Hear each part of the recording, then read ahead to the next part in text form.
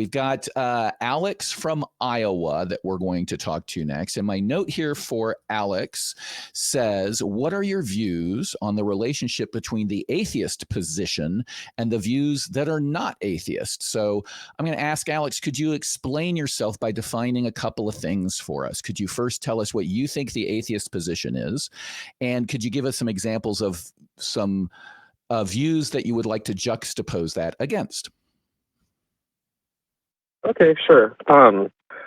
So I guess what I was calling was to clarify a little bit on what the atheist position would be in relationship to other types of knowledge in the world. So, okay. For instance, I don't know I don't know how an atheist would take a view on the development of consciousness in the universe. I know that atheism doesn't strictly argue for this or for like any specific view of how it came to be. Mm-hmm. But let's say one calls himself an atheist and then reads about the development of consciousness in the universe and develops a type of philosophy that would extend consciousness beyond the human brain and even the human body, which would then require sort of beyond strictly physical science with immutable laws to explain. Like, how would the atheist person relate to that development in their ideas? Okay, so what we have here is a question, i.e., what is the atheist position? And then we have some hypothetical you came up with of finding some sort of evidence of intelligence without a physical medium. So let's start with the first, which is, what is the atheist position? I'll defer to Jim after I give mine to see if we agree. There are flavors of atheism. That word is loosely used by various people. The way I use it is somebody who is not yet convinced that there is a God. It's that simple. So a glib way of putting it is asking you, do you collect stamps? And you say no. Okay, then you are a non-stamp collector, famous YouTube channel. And then you ask, okay, what is a non-stamp collector's position on consciousness in the universe? And you see that it's not really related. But I do want to answer the second part, but that's kind of my point. So Jim, how would you answer what is atheism? Yeah, that's exactly it. Atheism is not a worldview. It is a plank in a worldview, but it is not someone else's worldview. I have met atheists who believe in fairies. I have met atheists who believe the moon landing was a hoax. I have met atheists who believe that they can cast spells. So, yeah, atheism is only regarding gods. So, Buddhists are atheists, so that's a worldview. I would argue that the Shinto religion is also atheist because they deal mostly in spirits, is my understanding. Some Native American tribes I would also define as atheists because they don't believe in a god. Their great spirit is kind of godlike, but I don't think really fits that definition. Sure. So they would be atheists as well. So yeah, I think that your follow-on question is nonsensical. To ask what the atheist position is when atheism is not a worldview like Christianity is. I'll sort of jump in and steel man the question for Alex to say that the question is, okay, for somebody who doesn't believe that there is a God, what methodology do you use to determine the truth value of claims? I'm guessing is that better? Is that a more abstract version, Alex? No, sorry. What I was asking was, I guess, more of an historical question. So if you're an individual who is in society today, who, let's say, all their lives has been an atheist, and I think what the answer given was almost satisfying. That, like, if you are an atheist and you just happen to also then start reading about other topics as a person who loves to read books, and then you start realizing that in the history of Western philosophy, that God has a logical category that has to do with the transference of information between entities in the universe. So Descartes' I think, therefore I am, has a God category. And there are. Hold on. Let's stop here because you're starting Yeah, I'm getting to more lose me. confused as All you right. go. So let's make it a little simpler. Let's back up and separate this from an atheism discussion because you're making some assertions here, or I'm audibly not able to tell whether it's an assertion or a hypothetical or what. So you're creating something called a God category. That's what you're proposing. Can you define that category for us? Well, I'm saying Can you define what the characteristics of the God category? Descartes would define God as at least having the characteristic of receiving the information, the felt information of all the entities in the universe. And is that your definition? Is that your to definition? I'm asking for you. Is that your definition? I'm being very clear. Well, my position is very clear that I'm talking about an historical situation, if someone is an atheist and also has these questions, like for instance. What question? Give me an example. As a historical. Hold on, Alex. Okay. Slow down.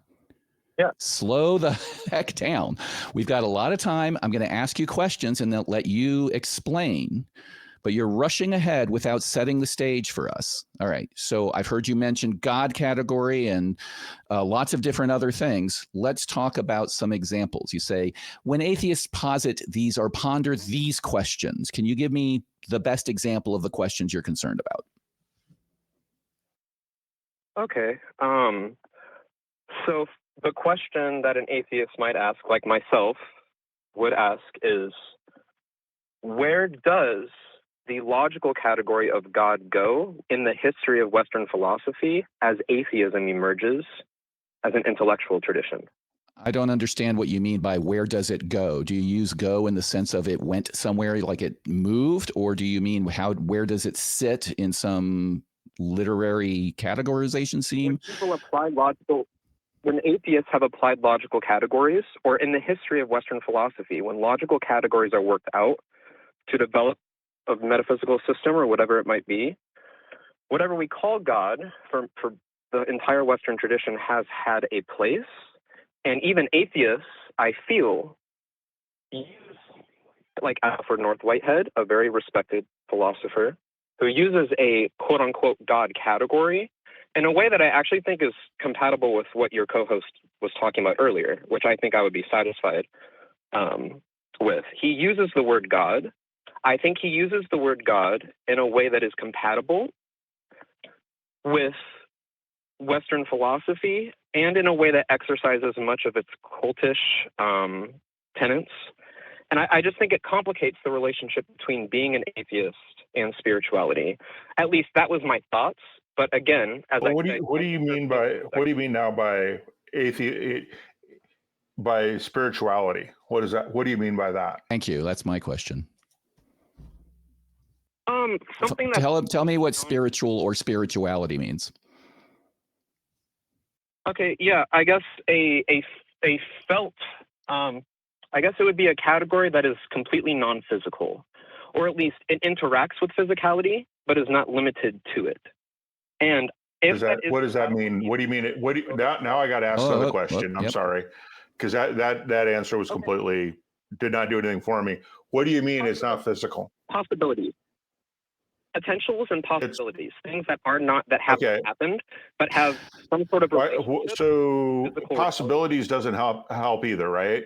Anything is possible, right? It is possible for pigs to come out of what? Possibility must be demonstrated. We can't say that we were just having this conversation. Probability needs to be demonstrated. Possibility, it's possible for pigs to come flying out of my lily white backside, but I'm not wearing pigsty underwear anytime soon. So I don't care what's possible. I do care what's probable, because anything is possible. It's just the probability may be very, very, very, very low.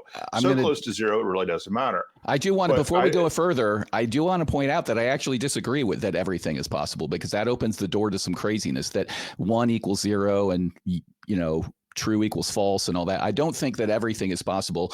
We were just talking before the show about from Tracy Harris would constantly say, possibility must be demonstrated. It's a small point, but I'm getting the sense from Alex that he would jump on something like that to say anything is possible and run with it. So I want to be very careful with that, but please continue. Yeah, that's why I was saying I don't care about possibility. I care about probability. Right.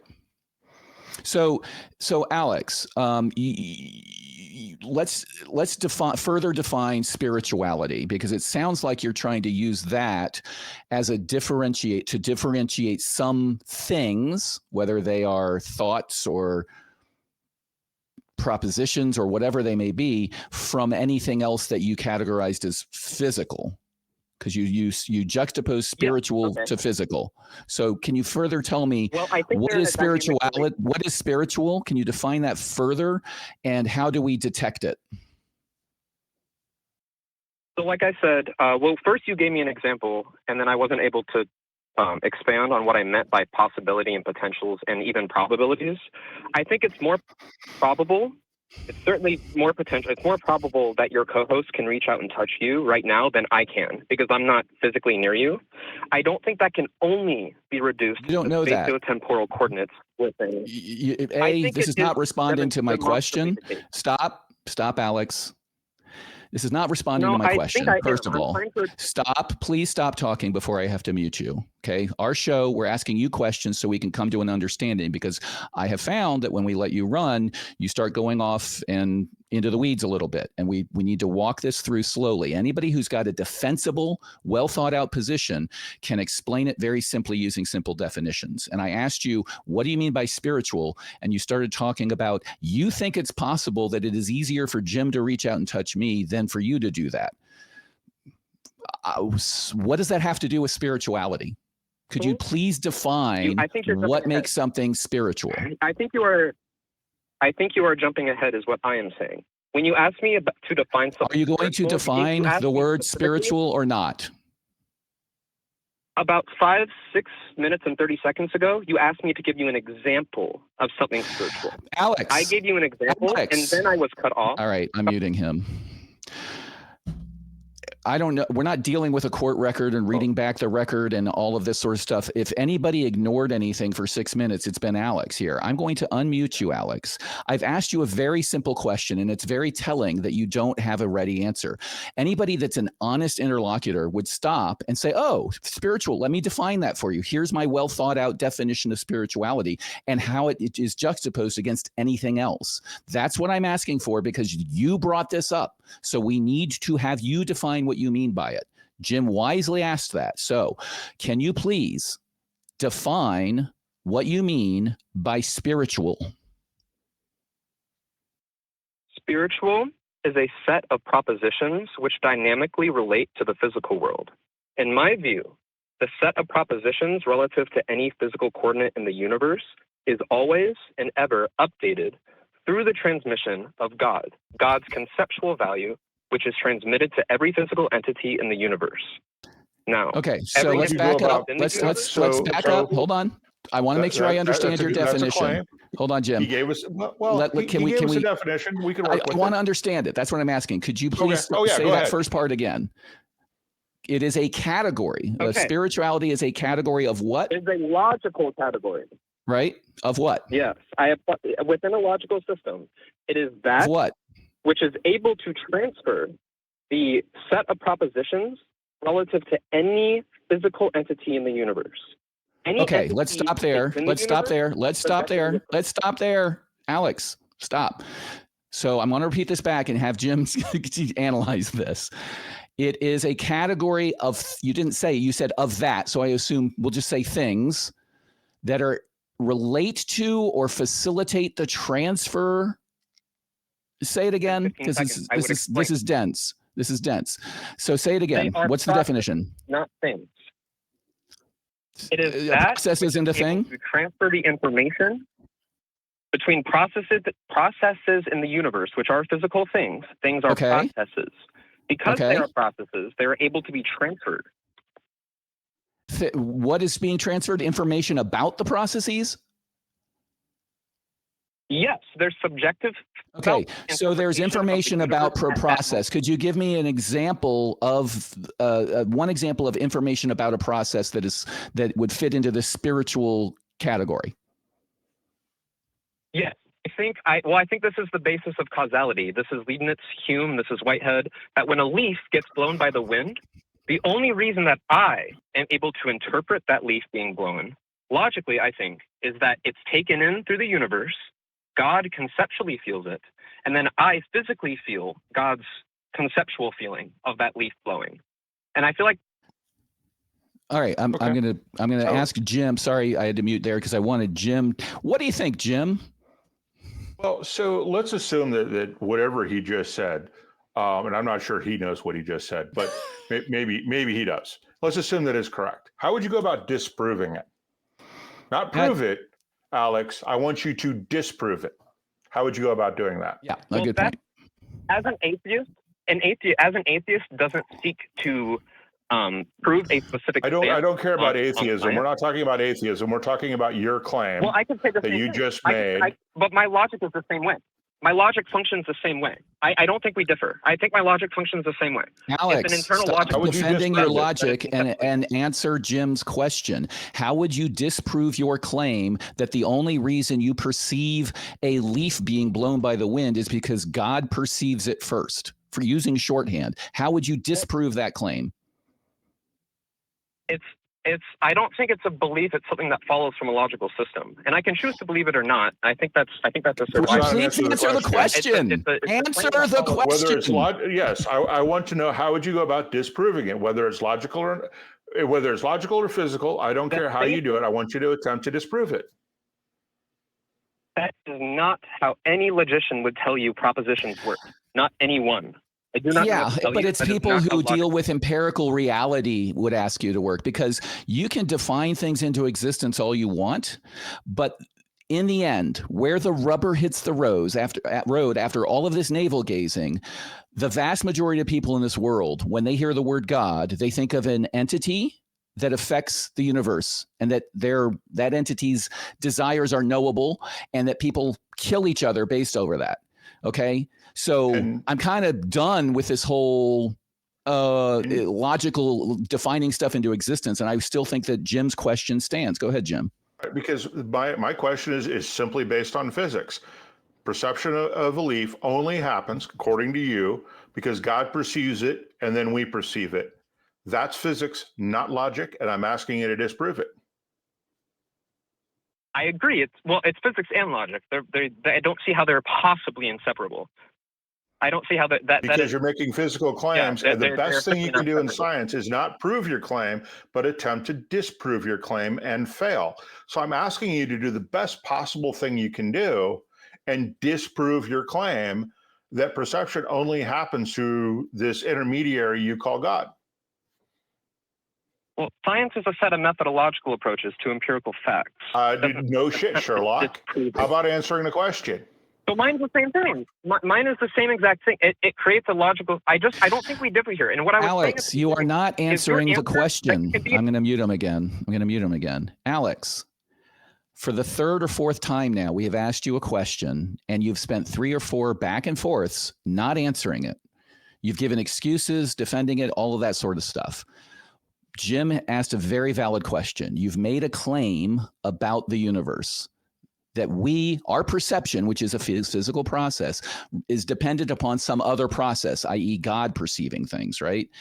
Now, any good scientist, when they set up an experiment, one of the questions they ask is, how would I disprove my hypothesis? That is what Jim is asking. You have made a hypothesis. You've made a proposition. I know you want to say it's purely thought, but unless you're willing to say it is impossible for you to be wrong, you need to tell us how you could be wrong. So Jim is asking, how could you be wrong? Tell us the ways that we could find out that you're wrong. Go ahead. Okay, I understand your question. I'm telling you, no philosopher in the history of Western philosophy operates this way. All right. So I don't know, Jim, is there any other parts of this conversation you want? Are you curious about anything? Because he's obviously not answering the question. Yeah. Philosophers, I mean, science is a branch of philosophy. So is religion, is a branch of philosophy. But okay, yes, they do, because science is a branch of philosophy. Also, trying to disprove what you're doing is an important thing when you're doing philosophy. One of the things you have to do when you're writing a philosophical article is anticipate how people are going to attack your argument so that you can bolster it and hopefully head off anything that they're going to attack you on. This is just, basics of doing philosophy is how could I be wrong? Is to examine yourself. The self-examined life isn't worth living. The self-examined proposition isn't worth spewing out of your mouth. It's just not. You've got to start with, okay, how could I be wrong? And then fail to prove yourself wrong. And we see that over and over again. Sherlock Holmes famously did it in The Sign of the Four, locked room murder mystery, right? The first thing he does in that murder mystery is prove that the only way that person could have been killed was if somebody had left the room. And of course, the room can only be locked from the inside. Well, that's starting with, how do I prove myself wrong? We see this over and over again. So that when you say philosophy doesn't do that, I think you're fundamentally wrong. Most basic level. I want to agree with Jim and ask you a question, Alex, because I think what you are saying, if I want to steel man your position, is you are making a purely logical argument. That's where I think you could arguably say, well, that's not how philosophers do it. They don't do any methodological experiments, etc. I'm going to start with the basic laws of logic, and from there I'm going to make certain conclusions, and I can prove mathematically that this is all true from just accepting the three basic laws of logic. Right there. If logic holds, you're right. There's no experiment to do, but that's not what we're dealing with here. You pulled in things like perception and leaves blowing. That's all physical reality stuff. That's phenomenology. But yes, I think that's fair. I just want to say to anyone watching, where I'm getting my ideas from is Alfred North Whitehead's Process and Reality. I'm not here to let him promote. I don't know. He wants to preach. He doesn't want to engage. Do you have any other questions for Alex? I have one, but I'm worried that if I do, it's just going to be more of the same. So no, I think that he has completely failed to make a point and failed to stay on topic to a large degree. So. Alex, wish you the best. Call back if you're ready to talk like a normal human being. I'm not sure what your goal was here. Your original call was, how does an atheist view things differently than a non-atheist viewpoint or something like that? I'm going to go out on a limb and say I believe that your premise of your call that you gave our note taker was not really genuine.